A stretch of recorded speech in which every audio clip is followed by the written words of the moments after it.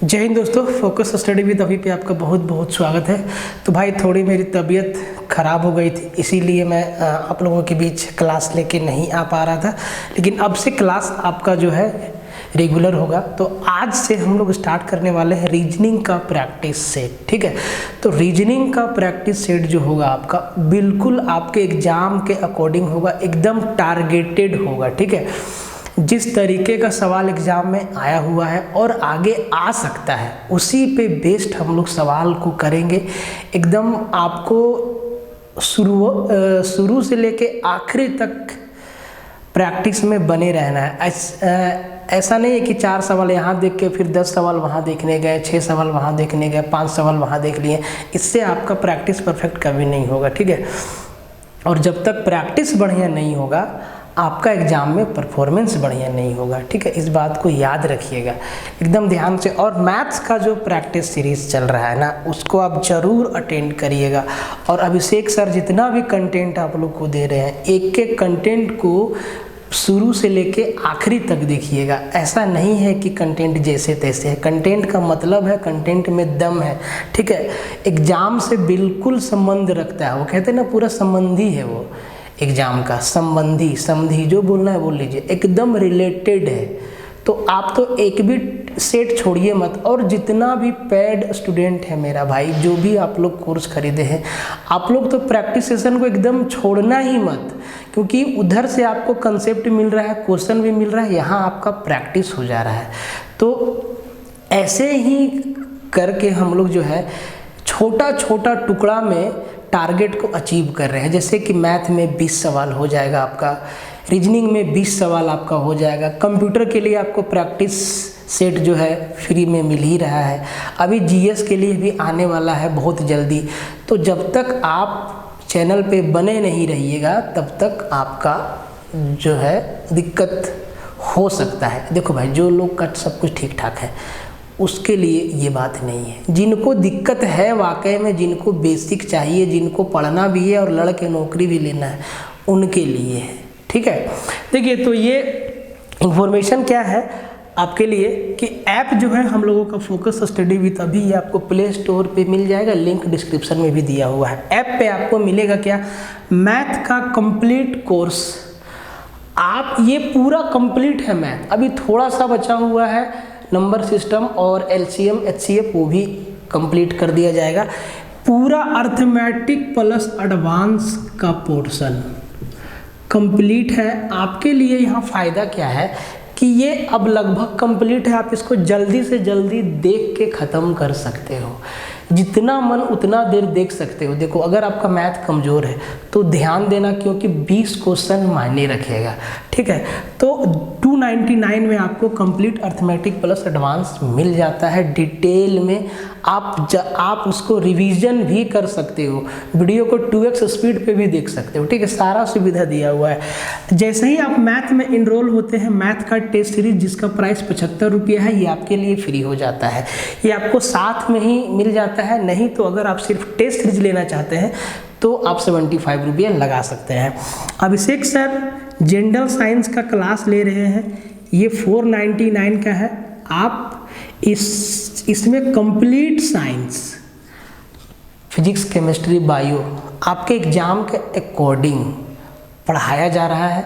आप अगर आपको लगता है कि आप साइंस में ठीक है या मैथ्स में ठीक है तो आप कोर्स मत लीजिए, लेकिन प्रैक्टिस सेशन अटेंड करना बिल्कुल मत भूलिए। ठीक है, तो आप जनरल साइंस को भी एक्सप्लोर कर सकते हैं।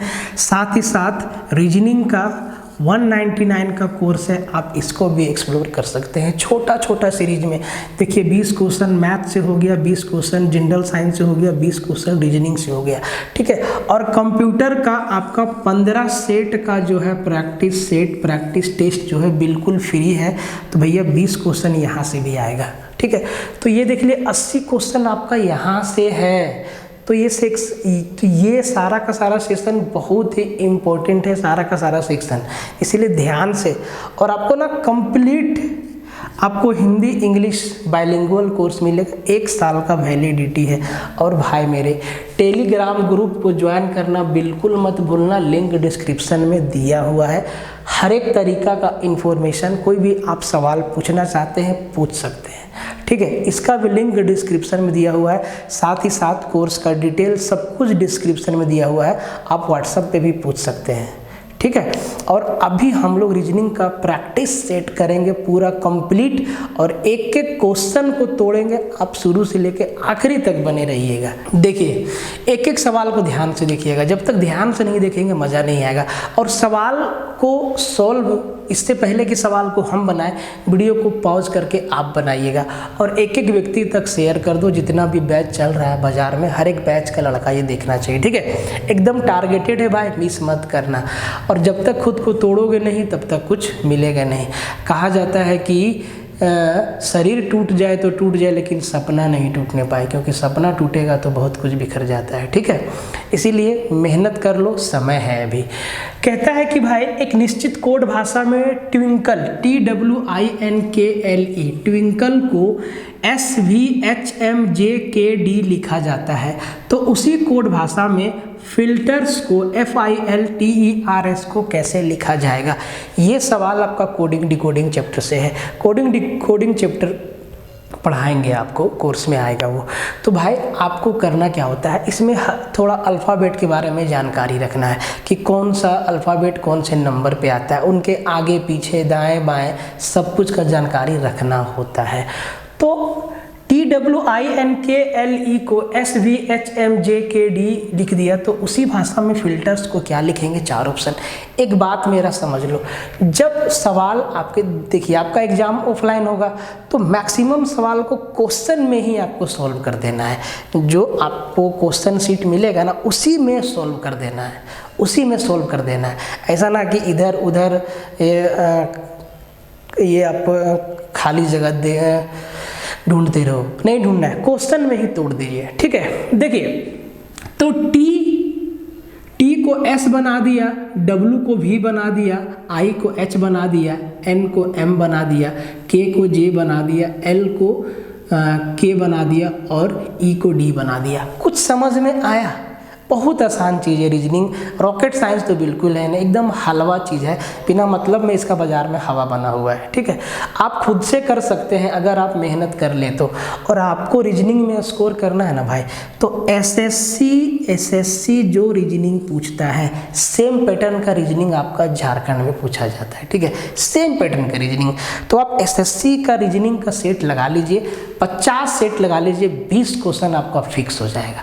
50 सेट 20 क्वेश्चन, हर एक तरीके का सवाल उसमें आ जाएगा, कंसेप्ट आपका बन जाएगा, ठीक है। देखिए, तो जैसे ही हम देखें तो आप देखिए कि एक पीछे कर दिया है, टी से एक पहले, SW से एक पहले भी, मतलब जस्ट पहले। देखो आप इसको ऐसे देखो, STVWHIMNJKKLDE। अगर हम इस कोड, जिस कोड में वो लिखा है उसको, उसमें हम अगर एक एक जोड़ दें, S में एक जोड़े T पे पहुंच गए, V में एक जोड़े W पे, H में एक जोड़े I पे, पहुंचते हैं कि नहीं पहुंचते। तो अब आपके सामने ऑप्शन भी रहेगा ना, तो आप पीछे जाने का समस्या मत रखो कि अच्छा F से एक पहले क्या होगा, I से एक पहले क्या होगा, L से एक पहले क्या होगा, उतना लोड मत लो। आप ऑप्शन से ही देखो, भैया E से पहले F है, E से पहले F है, E के बाद F है, E के बाद F है, E के बाद F है, G, ये तो होगा नहीं, ठीक है। HI यहाँ पे G है, ये भी नहीं होगा, ठीक है। अब देखो इसका कितना लेटर सेम है, KL ST DE QRS, खत्म कहानी। ऐसे तोड़ना है आपको। इसमें क्या था भाई, इसमें देखो KU देखो, T से एक पहले ST, यहाँ पे आपको इससे एक पहले देखना है, यहाँ पे T के आगे U दे दिया, इसीलिए ये ऑप्शन भी कैंसल आउट हो गया। समझे, एक का डिफरेंस है, बाकी ये देखो ये सेम है, ये सेम है, ये सेम है, ये सेम है। ध्यान से सातिर बनो, बिल्कुल सातिर, ठीक है। कई तरीका होता है रीजनिंग को सॉल्व करने का, इसको कहा जाता है मेंटल एबिलिटी। आपका दिमाग का क्षमता किस तरीके का है, आप कितना जल्दी सोच सकते हैं इन सब सवालों को करने में। इसमें कैलकुलेशन नहीं है, आपको दिमाग लगाना होता है, पैटर्न के हिसाब से आपको लॉजिक लगाना होता है। सीधा सा बात समझिए, रॉकेट आपको नहीं बनाना है, आपको रीजनिंग सॉल्व करना है। देख भाई, डायरेक्शन सेंस टेस्ट से सवाल है, अच्छा सवाल यहाँ से बनता है। दाएं बाएं घुमा के आपको कंफ्यूज कर देगा, तो दाएं बाएं सीख लो आज। देखो, आपको डायरेक्शन में आप ऐसे प्लस बनाओ, ऊपर का साइड नॉर्थ, नीचे का साइड साउथ। इधर आपके दाएं हाथ वाला बनेगा ईस्ट और इधर बनेगा वेस्ट। अब आपको बताते हैं दाएं बाएं। जब हम नॉर्थ की साइड जाएंगे ना, तो जो दाहिना हाथ है वो राइट, बायां हाथ लेफ्ट। जब हम ईस्ट के साइड जाएंगे ना, तो ऊपर लेफ्ट, नीचे राइट। जब हम इधर जाएंगे तो ये लेफ्ट और ये हाथ राइट।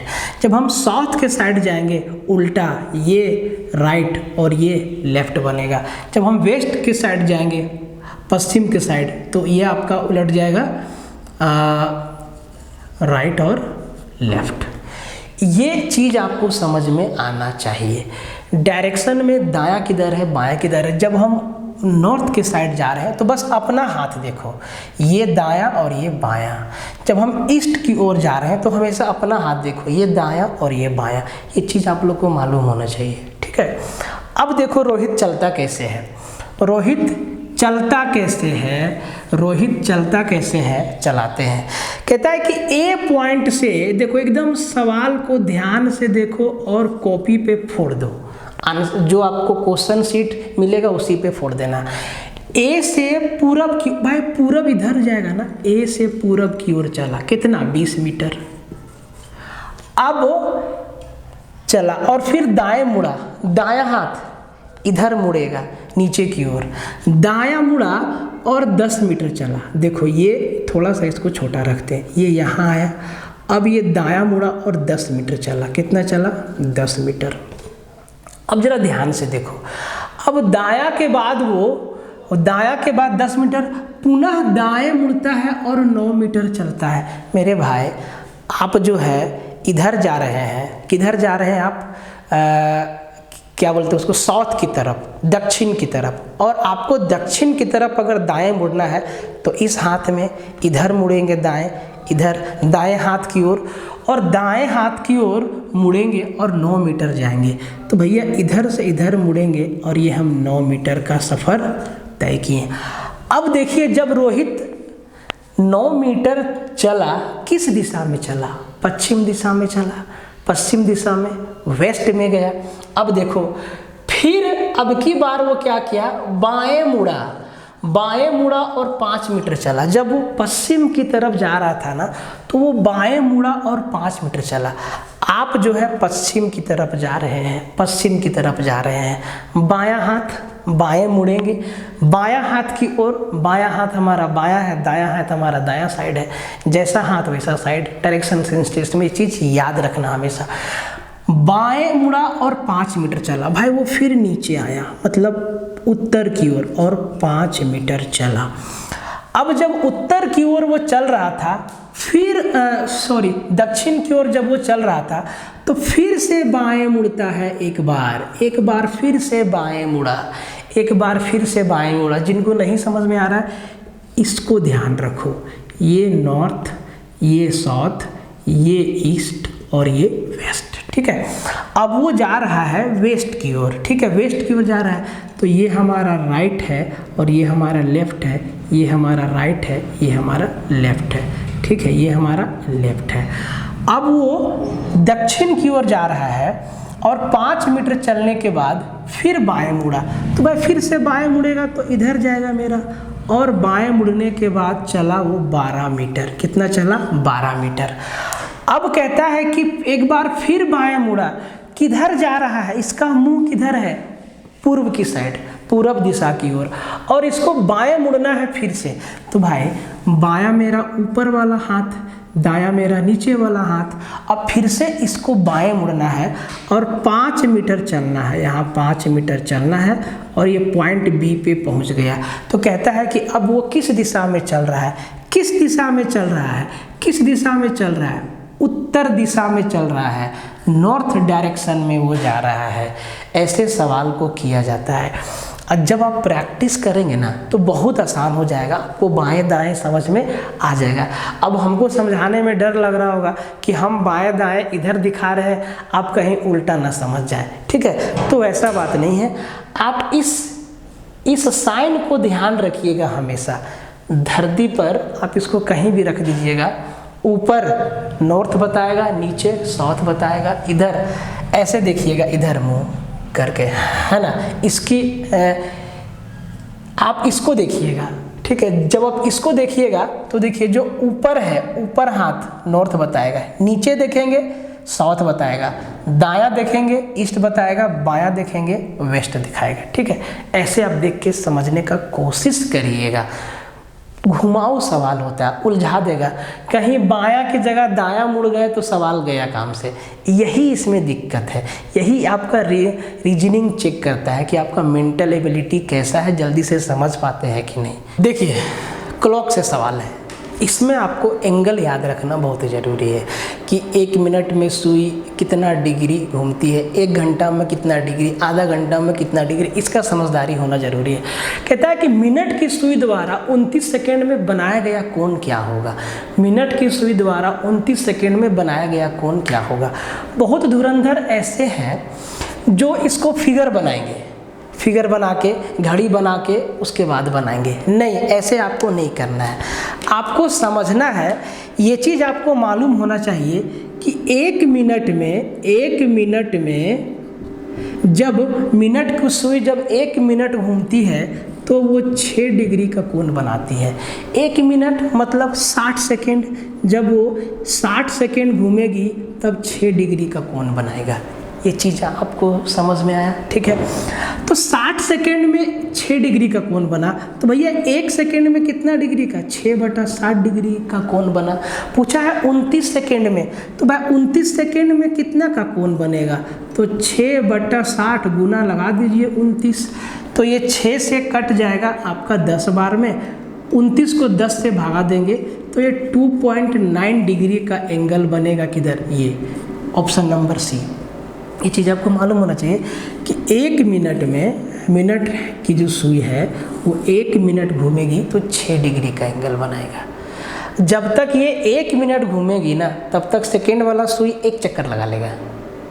1 मिनट बराबर 60 सेकेंड। बात समझ में आया, बात समझ में आया ये चीज़।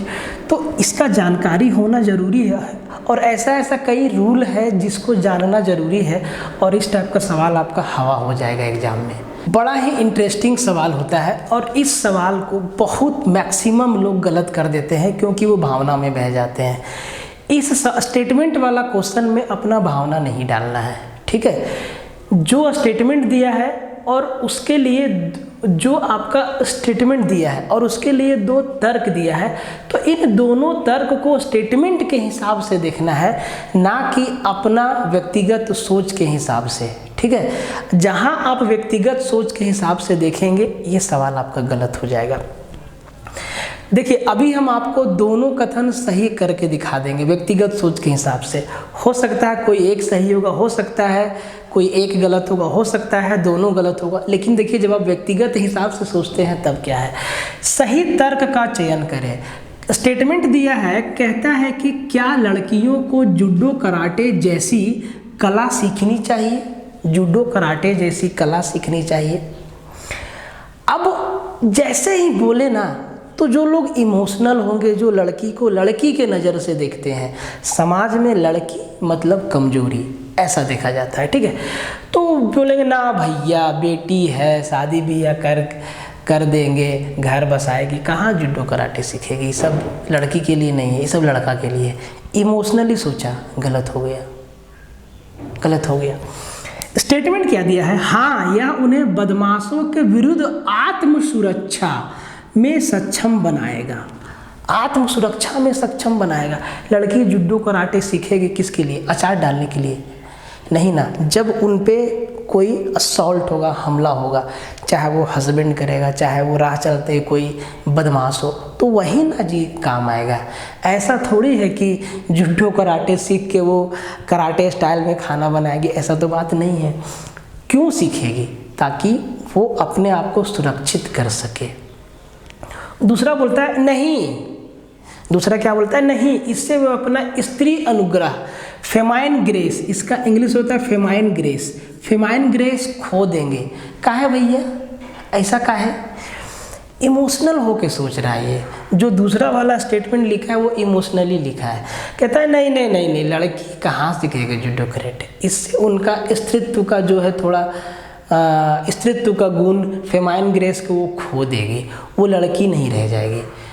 क्या रह जाएगी? तो भाई आप ध्यान से देखो, इसमें आपको किसी भी तरीका का रूल रेगुलेशन पढ़ने की आवश्यकता नहीं है। आपको हम पढ़ाएंगे, देखिएगा हर एक सवाल सही होगा, गलत होने का सवाल ही नहीं है, ठीक है। तो जो हमारा स्टेटमेंट दिया है उसके हिसाब से सिर्फ एक सही है, दूसरा तो बिल्कुल गलत है। एक बात बताइए, जो लड़की लोग जुडो कराटे या मार्शल आर्ट सीखती है वो अपना फेमाइन ग्रेस खो देती है क्या? नहीं ना जी, लड़की है लड़की रहती है, लड़का है लड़का रहेगा, ठीक है। तो ये दूसरा वाला स्टेटमेंट, अब अगर हम लोग इसको समाज के हिसाब से देखेंगे, इमोशनली होके बोलेंगे ना भैया ये सही बात है, ये तो बात सही है, मतलब दोनों सही हो जाएगा? नहीं, सिर्फ एक सही है। तो हमेशा आपको स्टेटमेंट के हिसाब से सोचना है, ठीक है। यहाँ आपको अपना बुद्धि नहीं लगाना, स्टेटमेंट के हिसाब से सोचना है, ठीक है। तो भैया स्टेटमेंट के हिसाब से केवल एक तर्क मजबूत है, मतलब ए हमारा क्या हो जाएगा? आंसर हो जाएगा। वेरी वेरी इंटरेस्टिंग चैप्टर है और यहाँ फंसता है लोग, भाई लोग फंसेगा यहाँ, क्योंकि वो इमोशनल होकर सोचेगा, अपने हिसाब से सोचेगा, ठीक है। अब कोई गर्ल्स इसका आंसर देगी तो हो सकता है वो इमोशनल हो जाए और इसको भी वो सही मान ले। बात को समझ रहे हैं? लेकिन वैसे नहीं सोचना है, आपको सवाल के हिसाब से सोचना है, ठीक है। एक और सवाल देखिए, बहुत प्यारा सवाल है, आज का सवाल है। कहता है कि सही तर्क का चयन करिए। ध्यान से समझना, ऐसा अगर 5 सवाल अगर आपके एक पेपर में दे देना तो भाई आप गलती कर बैठेंगे, ये ज़रूरी चीज़ है। कोडिंग डिकोडिंग लंद फंद ब्लड रिलेशन फिर भी आसान है, लेकिन ये जो तर्क वाला चीज़ है ना, ये थोड़ा सा मुश्किल है, क्योंकि आपको स्टेटमेंट के हिसाब से आंसर देना पड़ता है, ठीक है। कहता है कि स्टेटमेंट दिया है कि क्या वस्तुओं को किस्तों में खरीदना ग्राहक के लिए फ़ायदेमंद होता है? ये बात आपके सामने कोई बोला, क्या वस्तुओं को किस्तों में खरीदना ग्राहक के लिए फ़ायदेमंद होता है? पूछ रहा है कि क्या वस्तुओं को किस्तों में खरीदना ग्राहक के लिए फ़ायदेमंद होता है। तो इसके जवाब में व्यक्ति के हिसाब से बहुत सारा आंसर फ्लो होगा, कोई एक आंसर फ्लो नहीं होगा, बहुत सारा आंसर फ्लो होगा। उस पर हम लोग नहीं जाएंगे, हम लोग जाएंगे कि जो 2 आर्गूमेंट दिया हुआ है इसके ऊपर। पहला कहता है कि हाँ, इस तरह से ग्राहक के कम पैसे खर्च हो गए। एक बात बताइए, आप जब किस्त में लेते हैं तो आपको पैसा कम लगता है क्या? आपको इंटरेस्ट भी देना पड़ता है? कम पैसा तो आपको नहीं लगेगा, पैसा तो उतना ही लगेगा जितना वस्तु का दाम होगा, प्लस में आपको कुछ चार्ज भी देना होता है एक्स्ट्रा। तो पहला जो आपका आर्गूमेंट है स्टेटमेंट के हिसाब से ये क्रॉस कर गया, गलत हो गया। दूसरा कहता है कि नहीं, किस्तों में व्यय करने से पारिवारिक बजट में नुकसान होता है। सबके लिए सही भाई? नहीं ना सही है। अब मेरे पास बहुत पैसा है, हम किस्त पे कुछ खरीद लिए, क्या नुकसान होगा बजट में, पारिवारिक बजट में? नहीं। जो लोग किस्त में सामान खरीदते हैं वो बजट पहले बना लेते हैं कि मेरा इतना हर महीना किस्ती आएगा, हमको किस्ती डालना है। तो ये कहाँ से कह दिया कि नहीं, किस्तों में व्यय करने से पारिवारिक बजट का नुकसान होता है? सबका नुकसान थोड़े होता है। अब जो है अंबानी साहब कुछ खरीदेंगे किस्त में तो उनका फैमिली बजट पे क्या पड़ेगा फर्क? कोई फर्क नहीं पड़ेगा। तो ये स्टेटमेंट के हिसाब से दोनों आर्गूमेंट क्रॉस हो गया, दोनों गलत हो गया, मतलब ना तो 1 ना तो 2। ऑप्शन नंबर डी आपका क्या हो गया? आंसर आ गया। इमोशनल होके कभी मत सोचिएगा।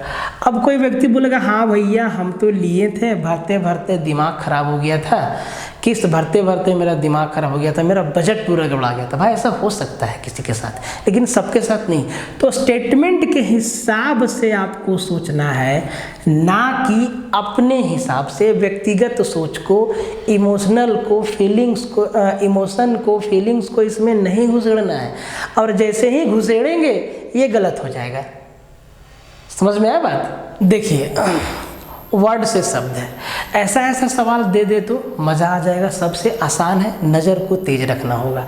कहता है कि इम्पैशनेबल शब्द से कौन सा शब्द नहीं बनाया जा सकता है, कौन सा शब्द नहीं बनाया जा सकता है। ऐसा सवाल में आप सबसे पहले जो शब्द दिया हुआ है ना, इसको बहुत ध्यान से देखिए कि कौन कौन सा लेटर सहित आपको ध्यान से देखना होगा। IMPASSIONABLE,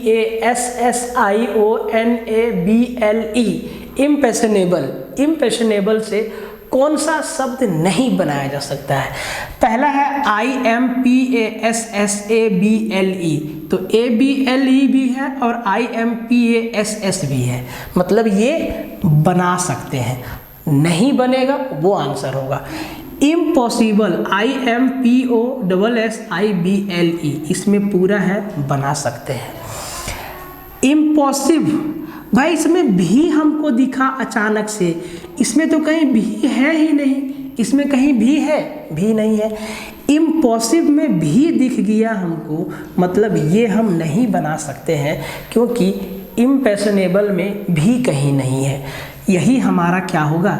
यही हमारा आंसर होगा, यही हमारा आंसर होगा। सी नंबर ऑप्शन हमारा क्या होगा? आंसर होगा। ये बना सकते हैं तो आंसर नहीं होगा, ये भी बना सकते हैं तो आंसर नहीं होगा, ये भी बना सकते हैं तो आंसर नहीं होगा। आंसर हमारा सी नंबर होगा, क्योंकि इसमें भी लिखा है, इम्पॉसिबल में भी लिखा हुआ है, इसमें तो भी है ही नहीं। ये बहुत ही आसान होता है, सबसे आसान चैप्टर आपका यही है, वर्ड फॉर्मेशन। वर्ड फॉर्मेशन सबसे आसान चैप्टर है। बस आपको जो वर्ड दिया गया है उसको ध्यान से देखना है, और क्या बोला है, नहीं बन सकता है कि बन सकता है, ये ध्यान देना है। और एक एक लेटर पे ध्यान देना है, एकदम पैनी नज़र रखना है हर एक सवाल पे, तब जाके तुरंत आंसर आप इसका कर पाएंगे। ठीक है, इस सवाल को देखिए, ये सवाल थोड़ा सा कंफ्यूज करेगा, इसमें दिमाग का दही होगा। कहता है कि यदि 10 - 3 = 7 लिख दिया, ठीक है, 12 - 4 = 13 लिख दिया, 14 - 5 = 14 लिख दिया, तो 16 - 6 बराबर क्या होगा? गणित वाला दिमाग इसमें नहीं लगाना है, लॉजिक लगाना है कि ऐसा क्या पैटर्न है, इसको डिकोड करना है। तो देखिए, समझिएगा ध्यान से। तो भाई पहला चीज़ लिखा है 10 - 3 = 7 लिखा, ठीक है। फिर लिखा 12 - 4 = 13 लिखा। फिर लिखा 14 - 5 = 14 लिख दिया। तो पूछ रहा है कि 16 - 6 बराबर कितना होगा? 16 - 6 बराबर कितना होगा? अब इसको खोजने का कोशिश करिए कि किस पैटर्न पे ये लिख रहा है, उसी पैटर्न पे आंसर दिया जाएगा।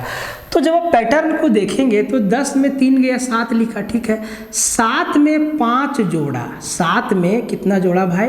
5 जोड़ा, प्लस 5 जोड़ा 12 पे आ गए। अब 12 में 4 गया तो कितना बचा? 12 में 4 गया तो 8 बचा। अब 8 में फिर से 5 जोड़ा, तब ये कितना लिखा? 13। 8 में फिर से देखिए, 12 में 8 गया, 12 में 4 गया तो कितना बचा? 12 में 4 गया तो कितना बचा? 8 बचा। और 12 - 4 13 लिखा है, कैसे लिखा? 12 में 4 गया तो 8 बचा, 8 में फिर 5 जोड़ दिया तो कितना हो गया? 13। कितना हो गया? 13।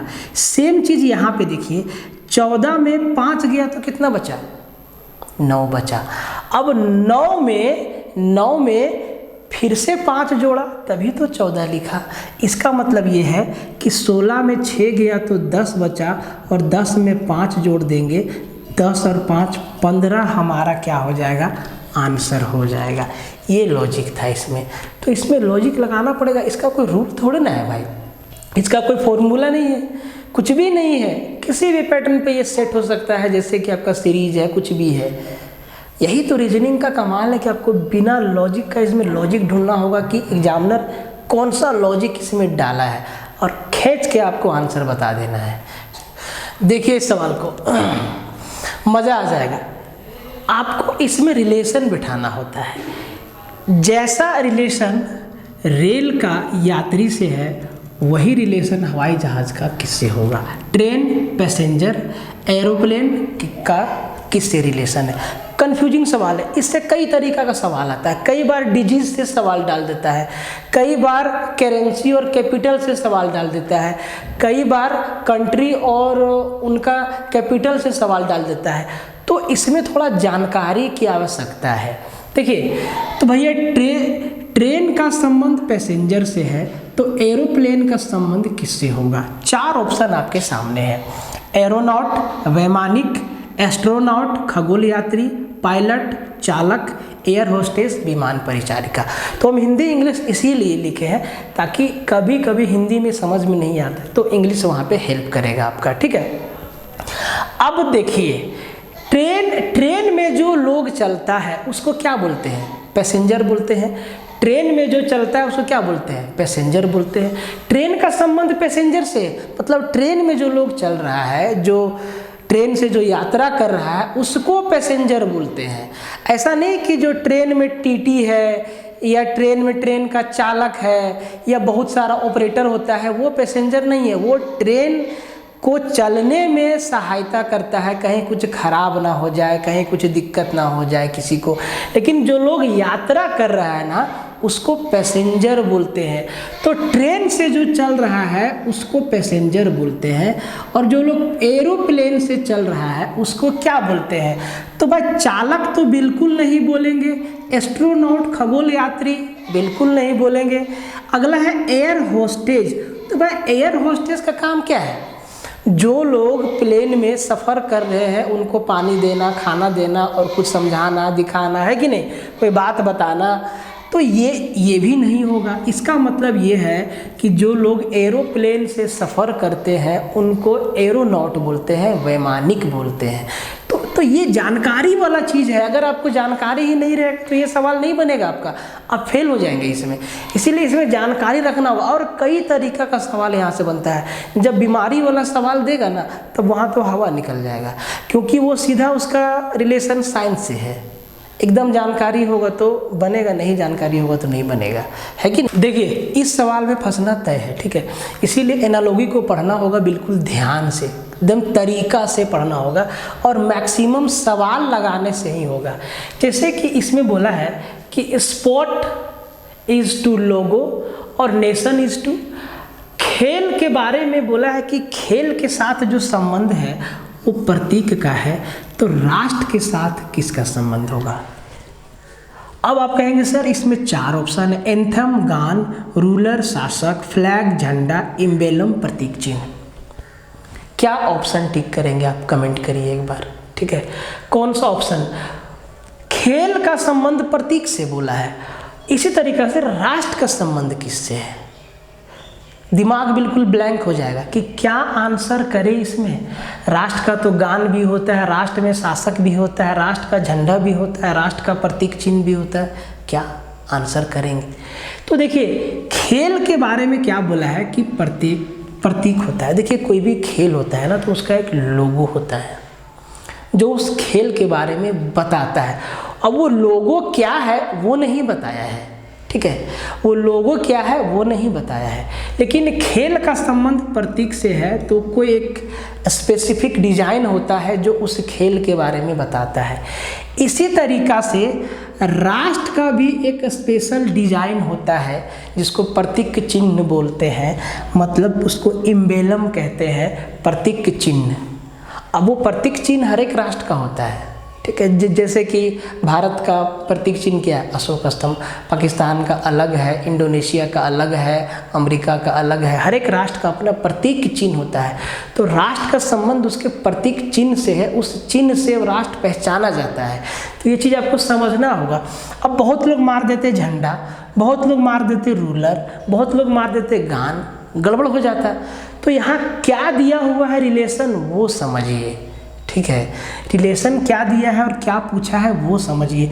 तो इसको डिकोड करना होगा, तभी हम इसका आंसर कर सकेंगे, नहीं तो बिना इसको अच्छे से समझे हम इसका आंसर नहीं कर सकेंगे। जो रेशियो खेल इज टू प्रतीक का है, स्पोर्ट इज टू लोगो का है, वही रेशियो नेशन इज टू किसका? सर एम्बेलम, प्रतीक चिन्ह। हर एक राष्ट्र का एक चिन्ह होता है, जैसे हर एक खेल का एक लोगो होता है, वैसे ही हर एक राष्ट्र का एक चिन्ह होता है। तो ऐसे पढ़िएगा तब बात बनेगा, नहीं तो बहुत कंफ्यूजिंग है। 20 सवाल बनाएंगे, घर आते आते मालूम चला कि भैया 8 सवाल मेरा गलत हो गया, 12 गो सही हो गया, मामला ख़त्म हो गया। ठीक है, रीजनिंग आसान नहीं है। लोग बोलता है बन जाएगा, हो जाएगा, कुछ नहीं होगा, जो होगा यही होगा सब। ठीक है, इस सवाल को मुश्किल टाइप होता है, ये मुश्किल टाइप होता है, रियल टाइम में इसका सेटलमेंट करना थोड़ा मुश्किल होता है। कहता है कि प्रश्न में 4, इसको ओड वन आउट कहते हैं। ठीक है, प्रश्न में 4 शब्द दिए गए हैं, जिनमें से 3 किसी न किसी तरह से समानता रखते हैं और एक विषम है, उसका चयन करें। ये जो 4 चीज़ दिया गया है ना, इसमें से 3 सिमिलर है, एक सिमिलर नहीं है, उसका चयन करना है। Malaria, plague, dengue, tetanus. अच्छा, इसका हिंदी भी लिख देते हैं भाई, नहीं तो हिंदी वाला लोग बोलेगा कि सर हिंदी नहीं लिखे। मलेरिया, प्लेग का हिंदी प्लेग होता है। ठीक है, डेंगू को ऐसे ही लिखते हैं डेंगू, और टिटनस को ऐसे ही लिखते हैं टिटनस। ठीक है, अब आप ज़रा ध्यान से देखिए कि मलेरिया, प्लेग, डेंगू और टिटनस 3 एक जैसा है, चौथा अलग है। अब इसके लिए आपको पढ़ना होगा साइंस, जानकारी थोड़ा बहुत चाहिए। साइंस भी आपका 20 नंबर का है, अभिषेक सर आपको पढ़ा भी रहे हैं। ठीक है, तो अब आप जब देखेंगे मलेरिया, प्लेग और डेंगू, मलेरिया, प्लेग और डेंगू, तीनों के लिए कोई ना कोई मच्छर या कोई ना कोई कीट जिम्मेवार है कि जब ये काटेगा, शरीर में जाएगा, तभी जाके ये चीज़ फैलेगा। लेकिन टेटनस भाई, टेटनस ये क्या है? टेटनस कैसे होगा? टेटनस का तो सुई लिया जाता है। ठीक है, तो ये आपका अलग चीज़ है। मलेरिया, प्लेग और डेंगू ये तीनों सिमिलर है, क्योंकि ये तीनों किसी न किसी कीड़ा मकोड़ा के काटने से होता है, लेकिन टिटनस नहीं। तो इसका आंसर क्या हो जाएगा? D number, tetanus. ठीक है, तो भाई मेरे इस तरीक़ा से आपको पढ़ना होगा। और आज हम लोग रीजनिंग का जो है प्रैक्टिस सेशन यहीं रखते हैं। तबीयत थोड़ा अभी भी ठीक नहीं है, बार बार खांसी आता है, खांसी को रोके रहना, एकदम अकबक लगता है अंदर से। कोशिश करेंगे धीरे धीरे 1 से 2 दिन में हम ठीक हो जाएंगे, और फिर आपका प्रैक्टिस हो चाहे क्लास हो, एकदम धड़ाधड़ चलेगा, कहीं भी रुकावट नहीं आएगा एग्ज़ाम तक। ठीक है, तो आज यहीं रखते हैं, बाकी सपोर्ट करते रहिएगा, वीडियो को फैला दीजिएगा, और मैथ वाला जितना भी प्रैक्टिस सीरीज़ है, प्रैक्टिस सेशन है, उसको कंप्लीट देखिएगा, और टेलीग्राम को फॉलो कर लीजिएगा। अगर आपको किसी कोर्स में इनरोल होना है तो आप वहाँ पे भी जाके एक्सप्लोर कर सकते हैं, लिंक डिस्क्रिप्शन में भी दिया हुआ है। और अगर आपको कुछ समझ में नहीं आ रहा है तो आप इंक्वायरी करके इंक्वायरी नंबर पर पूछ सकते हैं, सीधा अभिषेक सर आपको जवाब देंगे। ठीक है, एक एक चीज़ वो आपको समझा देंगे। तो आज के लिए यहीं रखते हैं, मिलते हैं अगले वीडियो में, तब तक के लिए जय हिंद और जोहार झारखंड। हाँ, एक बात और कि आप लोग यार, आपको इतना अच्छा से हम मैथ का प्रैक्टिस करवा रहे हैं, अभी तक हम करवाए हैं, आप लोग वीडियो को देखते नहीं हो भाई। देखो, सवाल जैसे तैसे नहीं है, सब कुछ सजा के आपको हम समझाए हैं और बढ़िया से समझाए हैं। ठीक है, तो आपको वो सेशन पूरा का पूरा देखना चाहिए, नहीं देखेंगे नुकसान आपका है। ठीक है, मिलते हैं फिर, तब तक के लिए फिर से